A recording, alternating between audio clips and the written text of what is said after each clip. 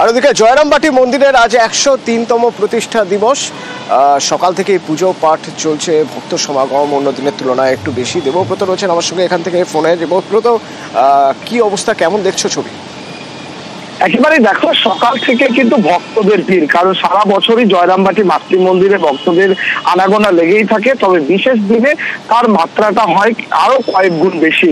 আজ সকাল থেকে সেই ছবিটাই দেখতে পাওয়া যাচ্ছে। তোমাকে জানাবো, মা শারদা এই জয়রামবাটির পবিত্র ভূমিতে 1853 সালে জন্মগ্রহণ করেছিলেন।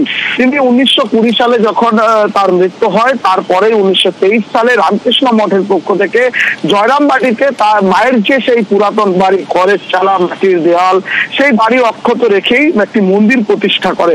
সেই মন্দিরের আজ 103তম প্রতিষ্ঠা দিবস। এই গর্ভগৃহেই মাকে বিরাজ করে রাখা আছে। এই গর্ভগৃহেই প্রতিদিন নিত্য পুজো হয়, মাকে ভোগ দেওয়া হয়। এই প্রতিষ্ঠা দিবস সকাল থেকেই মহা সমারোহে অনুষ্ঠিত হচ্ছে।